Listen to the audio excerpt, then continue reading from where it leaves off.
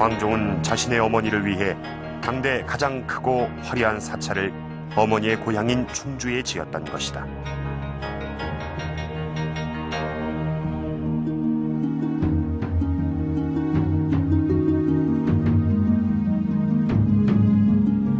숭선사의 주인공인 신명순성왕후 유씨는 충주 호족 세력인 증태사 내령부 유금달의 딸이었다.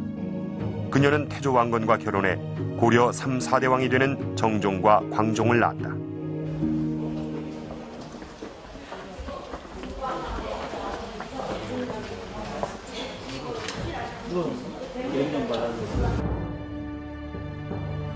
태조 왕건의 부인은 광종의 어머니인 신명순성 왕후뿐만이 아니었다. 태조 왕건의 부인은 모두 29명. 대부분 지방 호족 세력의 딸들이다. 후비들의 출신 지역을 살펴보자 신정 왕태후를 포함한 8명의 후비가 황해도 출신이며 경기도 출신은 4명, 충청도와 강원도는 각각 3명, 경상도 출신의 후비는 모두 6명이었다.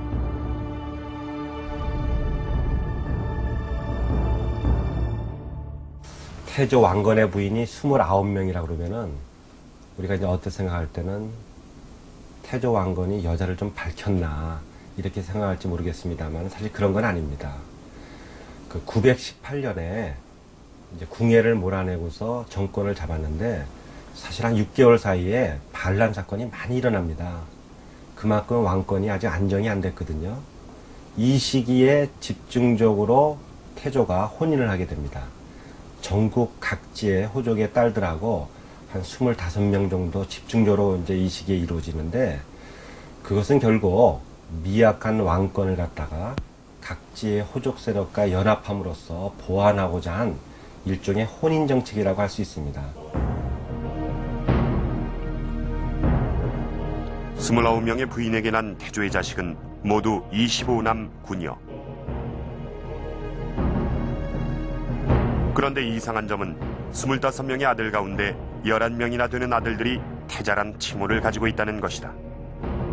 태자란 왕위 계승권자에게 주어지는 칭호다.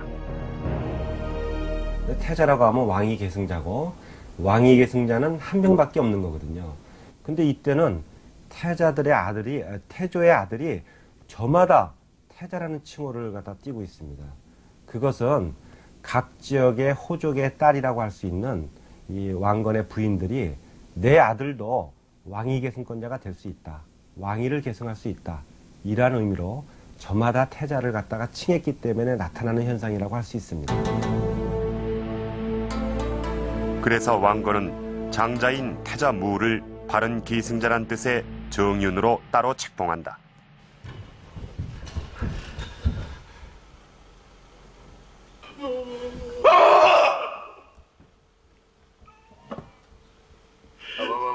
이 사람들아, 왜 이제야 오는 거야?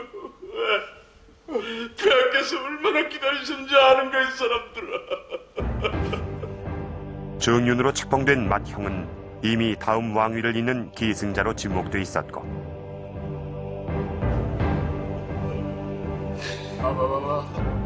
수많은 형제들이 저마다 태자를 자처하며 호시탐탐 왕위를 노리고 있었던 때 광종이 왕위에 오르는 일은 실로 불가능해 보이는 상황이었다.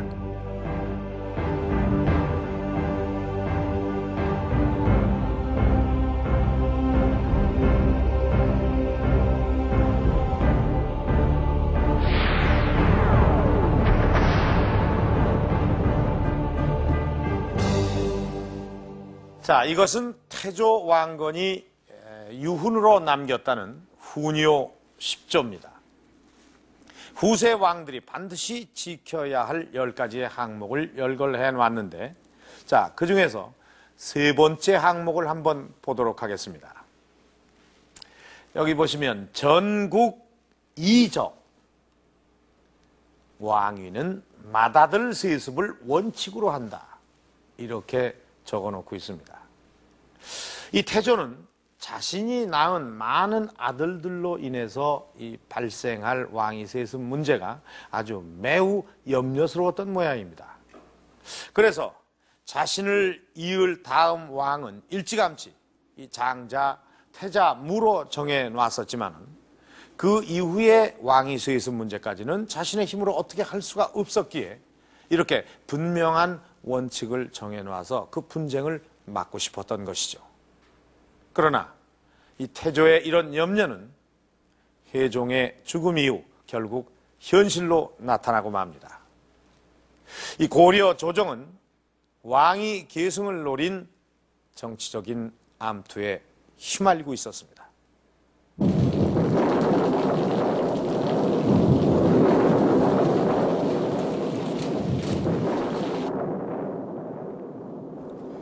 태조의 대를 이어 고려 2대왕 혜종이 되는 장자무. 아바마마, 제발 기운을 차려주시옵소서. 아바마마. 태조 왕건은 임종을 앞두고 혜종을 위한 특단의 조치를 내린다.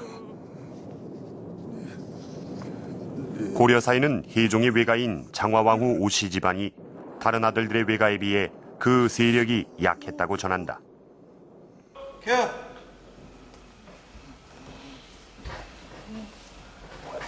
그래서 태조는 자신의 죽음 이후 혜종의 뒤를 봐줄 비호 세력을 선정한다. 폐하, 신술이옵니다. 불러 계셨사옵니까? 박술희. 18살 때 궁예의 부하장수가 됐다가 왕건 휘하에 들어왔던 무장. 왕건과 함께 수많은 전투에 참여해 많은功을 세웠으며 특히 혜종을 정윤으로 책봉할 것을 간청했던 인물이기도 하다. 태조 왕건은 당시 막강한 무장 세력이던 박술희를 혜종의 후견인으로 지목했다.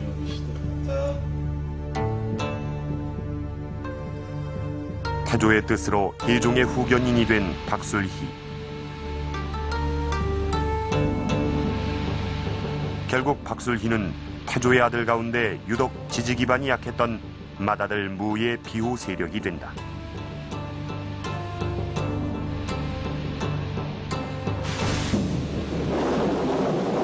그런데 혜종은 즉위하자마자 병석에 눕게 된다. 병약한 왕을 둔 고려 조정에선 보이지 않는 암투가 벌어지고 있었다. 태조에게 딸을 바친 많은 대신들이 저마다 자신의 외손자를 왕위에 올리려는 야욕을 품고 있었던 것이다. 이름 있는 호족들 치고 황실과 여지닿지 않는 사람이 누가 있겠습니까?